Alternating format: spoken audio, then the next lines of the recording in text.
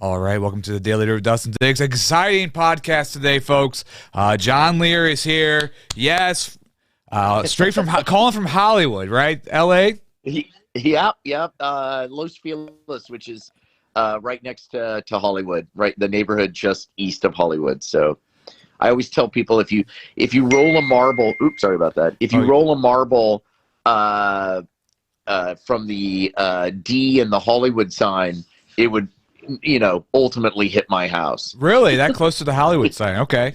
Yeah. You can hike right up. Yeah, as close as you can get to it now. You can hike right up straight out of my house, straight north. Yeah, there's a fence around there, right? So you can't actually go touch the Hollywood sign anymore, right? Yeah, they make it hard for people to get right there just because people have spray painted it. They changed it. An artist changed it to say Hollyweed at one point. All this crazy stuff has been done to it, and then people have, there have been a few people I think who have jumped off the Hollywood sign and killed themselves. So I heard that. So they make it. They don't make it. It's hard. It's hard. And you can't touch it anymore, and you can't even they make it really hard even to hike up close to it. Like they've closed a couple of the trails up there. I tried. We hiked around there one time. We were in L.A. and we hiked it. We didn't get too close, but we did hike around it though. We tried to get kind of close to it to get a good photo. But well, thank you for coming on the show. Like I was telling you earlier before the podcast started, we watched your new film that just came out in September.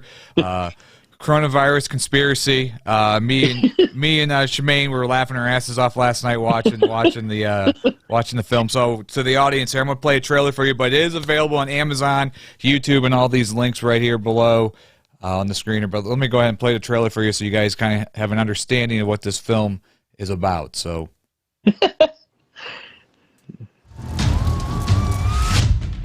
Stand back and stand by. A lot of people die. Bad things happen. Where do you think it all started? Memes. No, this is ridiculous. It's my job. I do this professionally. I thought you said you were an economist. I'm a meme economist. That's not a thing. Then what the f*** am I doing right now?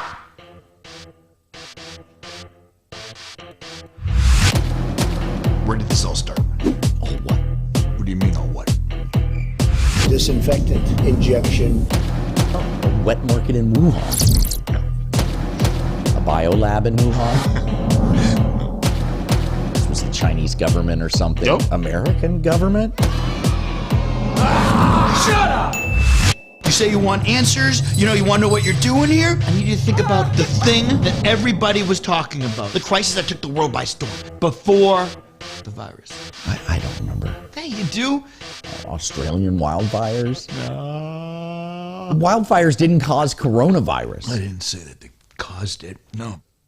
Ukraine, impeachment. Article 2 is adopted. We were going to go to war with Iran. Minimal damage was sustained. You're saying these things are connected. Keep going, keep going. The Hong Kong protests, Jeffrey Epstein killed himself. No, he didn't.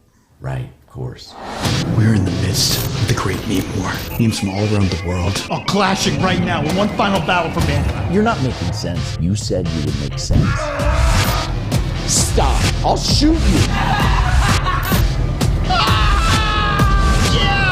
Come on! I don't understand. This is it. It's over. Everything you know and love is gonna die. Hey! Are you listening to me? Yeah, I'm listening. I don't see what memes have to do with the end of the world.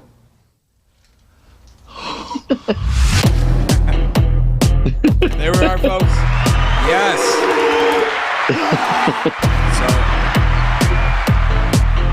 All right, there it is. Coronavirus movie 2021 to check out on Amazon. John, that was I love the film. I want to give a shout out to the writer director. Let me pull the IMDb page here. Mr. James Sunshine, yeah. So up and coming director there in Hollywood. I think was that his first feature? That was his first feature. Yeah, he's written some stuff, and he's been a producer on the television side for a long time. But this was his first big. Yeah, this was his first thing, and I thought he did a great job. I mean, when I just saw the film just premiered recently, so there was a premiere at a theater, the Culver Film Festival, right? You guys yeah. there? Yeah, and so it was the first time I'd seen it, cut and everything put together, and I just thought he did a great job with it. It's totally nutball film. I thought you guys were amazing. You and Mr. Reitman's chemistry. Now, have you guys worked? You guys had to have worked together before because you guys had like such great chemistry together. Yeah, actually, we were both Geico cavemen, and that was how we met. Was on the set of one of the first Geico caveman commercials, and Joe was a caveman, and so that's how we met. We remained friends. He's a great actor. He's been in a lot of stuff, and he was the one who reached out to me and said, hey, would you be interested in doing this with me with this new director? And I read the script and I was just like, wow, this is so out there, but it's so funny. And so, I was like, yeah. And it was during COVID. It was during the early days of COVID. So it was, it was really a lot of, it was difficult, a lot of testing, and everybody had to wear them back. It was pretty intense. But we got it done. The thing that was really fun, that was really challenging, was that it's only two actors. It's just me and Joe in the film, and I'd never done anything like that. And because it was fairly low budget, we had to shoot pretty quickly. So you really had to know your stuff. So it was a lot of pressure, but it was just fun, really fun. Yeah, it was the first SAG-approved film to be shot after the lockdown, right? That's right. Yeah, and it was intense. People were scared. Nobody knew. Right. It was still those early days where nobody knew anything. Of course, it was before the vaccine, and so we just daily tests. Yeah. It was a very small crew. It was nervy. People were, nobody knew what to do. Well, I don't want to give spoilers away, but it's talked about the end of the world kind of thing. And so back then, all the stuff coming out on the news, we didn't know what was going on, right. It was scary. Yeah. Yeah. So, I mean, it's about conspiracy. It's about conspiracy theories. It kind of makes fun of conspiracy theories. And then if you know anything about memes, that's a big sort of theme of the movie. And if you know who Harambe is, then you're right in the pocket of it. But if you don't, that's fine too. I didn't know, and I understood it. So it wasn't till later. There's lots of Easter eggs and weird sort of things that that people will pick up on if you're somebody who's sort of dialed into that stuff. Yeah, I liked it. So during the script, I always talk about with artists on this show about the process. Did you guys follow the script, or was that some of the improv? Because what I like about your acting is your facial expressions and the way you do looks, and you can see a lot of your emotions right through your eye movement, the ways you do that. So. Yeah, I mean, improv. Thank you. Yeah. Improv is like a huge part of my life. That's really where I come from. And this was fully scripted. That we improvised a little bit, but for the most part, It was fully scripted. But my process is to improvise, and I sort of bring that. That's how I approach everything, is through that kind of mentality. So. That's great. I'm glad that it showed through a little bit. Because I mean, most of the stuff I do is fully improvised. Right. This was a bit of a departure for me, Well, one of the things I was going to ask you, because I know the movie jumps to scene in different types of locations, but yet you got to keep that same level of that you're at, right? So you're jumping from scene. Yeah. Do you write notes out, knowing where you're at, like your intensity on a scene, so when if you're doing it from this location or this location, to keep that same kind of level? No, I don't take notes, but by the time you're shooting something like that, you know the script so well, you know, it's like the back of your hand. So, you know, even though you're jumping around, we've rehearsed the script so much, especially that one, because it had to shoot so fast, and you're in every single scene. So it's not like you can memorize scenes or work on scenes while another scene is shooting. You've got to be prepared to shoot the whole day, every day. So Joe and I did a lot of rehearsal over Zoom, and, you know, we made sure that we had the lines down flat, almost like a play. So even though it jumps around and you're, you know, oh, right, I know exactly, you know, where I should be sort of in my head. Yeah. You said this is the first time, like, just you and another guy. Is it much, a lot of stress knowing that, like, you have to carry the whole film? Because, you know, if you're in, like, an ensemble, maybe, you know, you got the other people that can kind of take the place of if, you know, but now it's all on you and Joe's shoulders here for this script. Yeah. Was that a little nerve-wracking? Yeah, it totally was. And you know, Joe, you know, I was saying to him, like, Jesus, I've never done anything quite like this before. And he was like, me neither, man, but let's do it. You know, he's just like, let's, you know, yeah. But it was nerve-wracking for sure. We didn't want to screw it up. You know, James, the director and writer, this was his, you know, first big movie, and, you know, didn't want to blow it for him. So, but then as you start doing it, you don't even think about it. Now you're just in the job of it. So you're just, you know, doing it. But then kind of before we started, then after we finished, I was like, Jesus, what are we doing? But when I was in the middle of it, I was just working, you know, just trying to do my best. Well, it had to be a lot of fun just to film it. And I'm sure just like getting out of being in lockdown and finally getting back to work was a relief. Yeah. Totally. And the whole crew felt that way. And there was like this sort of really cool camaraderie. We'd all been like locked down with our families, you know, and everybody was just like, oh, thank God we get to hang out with somebody other than our kids and our wives and husbands. Yeah, it was pretty cool. It was pretty cool. And you were talked right before when we started that the Geico caveman. Some people might recognize you from being the Geico caveman. I guess that was in the 90s, right? I'm sure. Is that what you always get talked to about when you do these podcasts and people interviews? Is it that, or is it 10 items or less?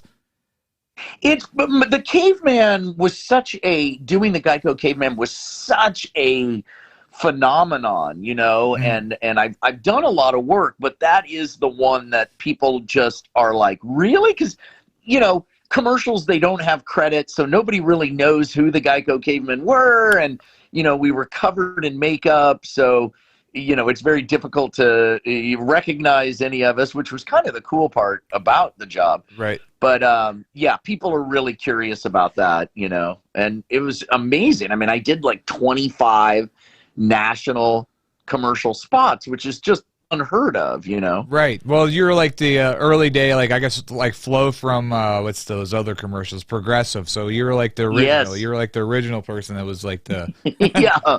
I guess the old lady from Where's the Beef and the Wendy's commercial, she was probably the OG. But yeah, the caveman thing was such a huge deal. I mean, people just, I don't know why. I mean, I kind of know why. I have some thoughts, but, you know, it just kind of was one of those things that just blew up.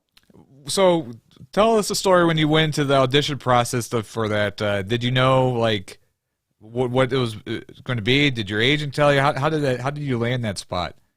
Yeah, I mean, for commercials, you know, when you audition for like TV shows or movies, it's a little bit different process because you usually get the script, you get to read it, and, you know, you prepare and you go in. But for commercials, they happen so fast that the way commercial auditions work is it's a numbers game. You just do a bunch of them, and then hopefully you land one. And when you go in, you don't even get the script in advance. You rarely get the script in advance. You usually get the little script right when you show up. They have them there, and you just kind of look over it, and then you go in and audition. And that's, you know, it's like a fast thing. It's almost like going to the dentist or something. You go, sometimes you do 2 or 3 of them in these weird places where it's like a lobby with a bunch of doors all around it, and each door has a different commercial audition happening in it. So it's a very strange thing to begin with. And you know, there are people who make their living doing commercials. I'm not really one of those guys. You know, I go to them, but I'm not. You know, it's just I'm kind of, you're just rolling the dice. And Right. I read the script and it said caveman. I was like, what? And then I went in and I kind of did it. And they said, oh, do you improvise? And I was like, yeah, I do. And they said, well, go ahead and improvise as if you're kind of this metrosexual caveman. Yeah. Which and so I just started, you know, improvising, and I think that got me the job. That's awesome. And yeah, it was so weird. And getting the face stuff, I'd never experienced anything like that, where they have to, you know, they make a cast of your face and pour this goo all over, pour goo inside your mouth to get the, it was very strange experience, you know, the makeup side of it. How long was, so when you filmed those commercials, how long did it take to air? Then when did it really start catching on, the first 2 commercials? Because I think, I mean, when I was a kid, I can remember all those commercials. I mean, it was great marketing back then for Geico. Yeah, Geico really knew what they were doing. I was in the very first one, and the very first one is it had a spokesman saying, Geico, it's so easy, a caveman can do it. And then you hear some commotion offset, and the camera pans over, and I'm holding the boom mic, dressed as a caveman, and I go, not cool, and I throw the mic down, and I storm off the set. So that was the very first one, and I did it. I didn't even really think anything of it, and a few weeks later, or a month or so, or 2 months, I can't remember how long it was. It was a little bit. It takes a while for them to edit and everything. They started to come out, and my wife was like, you know, I think this caveman thing is kind of a popular. And I was like, what? That caveman commercial? And she Googled it, and all these hits came up on Google, and we were both like, whoa. And then we started just making more and more and more, and it was really like, I don't know, like a 10-year period of, I just did another one. I just did one for a Fox TV show that's going to come out soon. You know, it's amazing. People are just fascinated with it. Yeah, well, it's nostalgia. It's like nostalgia television back in the day. Yeah. Well, you grew up in Overland Park, Kansas. That's where you're from. It's not too far from St. Louis, about 4 or 5 hours, I think. That's about right? So, right. That's about right. Talk about, like, what was it that made you go to Hollywood, and do you remember the decision you made right before you left? Like, what did you have a plan, or did you just pack your stuff up and head west? Like, you know, it was totally slipshod and poorly thought out. I went to Shawnee Mission West High School in Overland Park, and my high school teacher, she was my speech teacher, Sally Shipley, convinced me to apply to go to college at Northwestern University outside of Chicago. I had no intention of doing it, and you know, nobody from my family had ever gone to college outside of Kansas, you know, if they went to college at all. And so I applied. I got in. I got accepted, and so suddenly I'm going to college in Chicago, and that's where I discovered improv and theater. I was a teacher. You know, I went to be a teacher. Was it? But Second City in Chicago? Yep, Second City, and there was tons of improv. It was a really great time, for theater in Chicago. And I stayed and did theater in Chicago, and I was involved in this crazy 2-man improv show that was like super fast and kind of unique for its time. And a talent scout from LA, from Fox Studios, flew out to see the show. We didn't know any of this, and came and saw us backstage afterwards and said, hey, would you guys like to come to Hollywood and do a showcase of the show? And we were like, yeah. Because we were totally broke. And we came out there, and it went over really well. And we ended up signing with an agent, and a huge agent called ICM, and a management firm, and ended up kind of getting a deal, a low-end deal.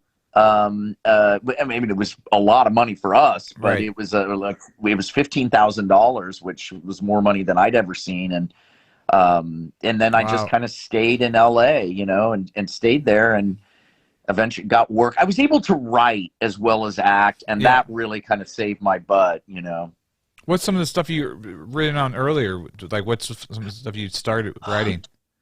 I mean, one of the first thing I saw, well, I wrote as a ghostwriter on some Noah Baumbach films and TV stuff, like you know, just submitting stuff to him. He was a really great friend and supporter of me, and was kind of the first person that recognized that I could write. And then I ended up selling a script to NBC that never went. It was a TV pilot, but it was David Schwimmer's company that bought it. And that kind of led to another pilot that I wrote. And then the first thing that got produced that I wrote was 10 Items or Less, which was a show on TBS that I also starred in. And I wrote all the episodes for that. And that kind of really, you know, kind of, you know, sort of made me, you know, gave me the you know, the cred as a writer. Do you think doing all the improv classes early on really helped your writing skills of finding characters and really helped you develop more like how to write for other people, working in the totally improv? Yeah, 100%. I mean, I didn't know it at the time, you know. I just liked improv because I just liked being able to say whatever I wanted to say, and I just loved it. It was just fun. But when I got to LA, I sort of, you know, there was no, you didn't make money doing improv in LA at the time. This was before Curb Your Enthusiasm. I think Reno 911 was around, which was, you know, improv sort of, and The Office, but The Office wasn't really improv. They just kind of went long on takes and stuff. So everything was scripted, and so I kind of had to divide improv up into acting and writing, which is basically what improv is. It's doing them both at the same time on the fly. And I kind of had to split up and act and write separately, just because I needed the money and health insurance. Is it, I guess is it easier writing for yourself or is it easier writing for other people? And for me, I'm obviously not on any level that you are, but like I find it hard when we write comedy skits over here in St. Louis that it's hard for me to write for a female's voice. Yeah, definitely. It gets easier when you're writing for somebody over and over, you know, like you know, women that are in the show. Because then we just started writing to their strengths. So whatever they did well or whatever they liked to do, we would write for them. You know, obviously, you know, like you want to, you know, make them look as good as possible. And but yeah, it is weird, but it just kind of happens. I don't know how to explain it. It's sort of like, yeah, it's like, I guess it's like I'm playing that character, you know, and I'm just writing down what I would say if I was improvising in that character, you know. And I played women on stage sometimes. So, you know, I've just tried to get into that headspace, I guess. Yeah, I haven't really thought about it. It just kind of, dialogue has always been pretty easy for me. It just kind of flows out. I just type it. It's almost like I just have to type it down. The story structure and narrative and everything takes a lot of time. You know, it's like puzzle making and figuring out, whoa, you know, we only have a certain time. How many scenes do we want to do this? And what's the B plot and all of that kind of technical side. But the actual dialogue is always the fun part, you know, comes easy. So when you're writing a script, let's say you're writing a script that's not for anybody in mind, but you visualize certain actors playing certain parts to kind of, are you a visual person when you're doing your writing process? You're kind of breaking it down and thinking faces and thinking like looks for certain mannerisms for certain characters you're writing? Sometimes, yeah. I write for people that I've worked with, you know, and people that I like, you know, so I'll develop roles for them specifically. So then I'm thinking of them, and yeah, there's always sort of a vague sort of visual idea of what's happening when I'm writing, because it's a visual medium, you know, so you're thinking about how it would look, and yeah, that definitely. And you know, acting now probably you went out there. It sounds like the early 2000s, late 90s. You were out in LA, if my timeline's correct.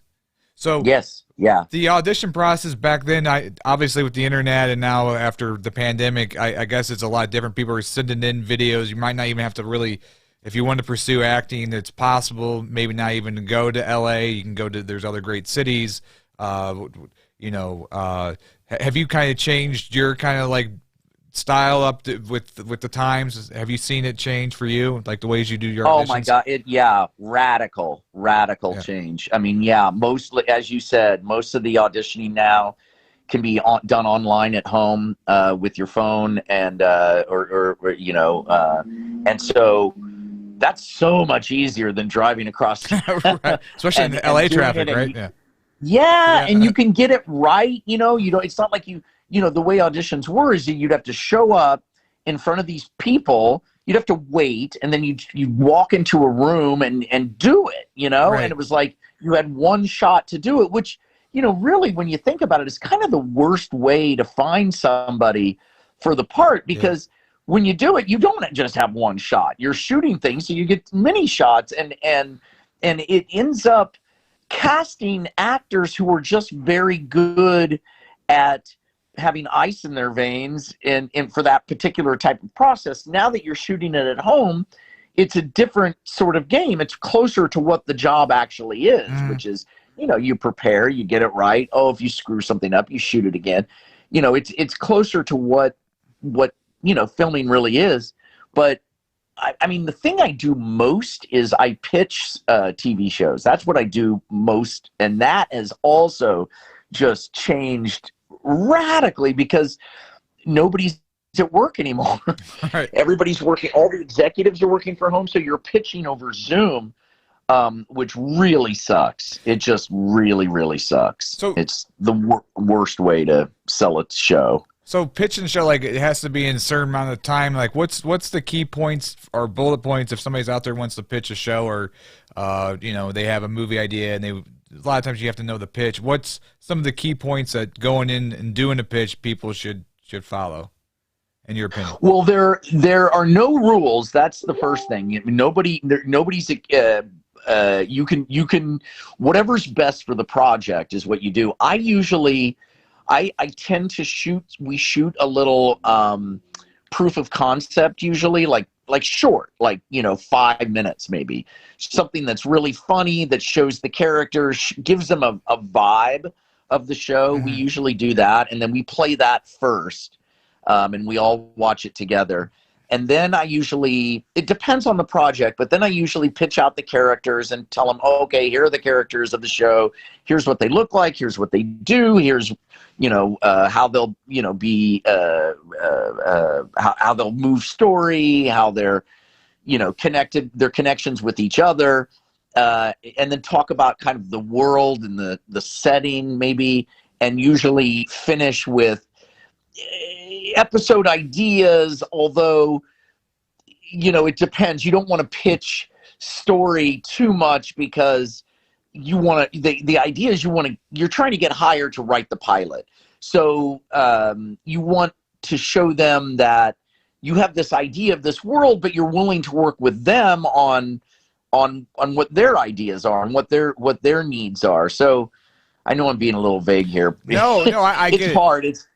I get it, because you want the other people, the executives, probably to feel that puts creative energy in it as well, or at least keep it open that they have ideas to throw at you or whatever, right? You kind of want to, right? Because that's what the job is. They're going to say, "Hey, we like this idea. We like what you pitch, but we don't like this, and this." Right.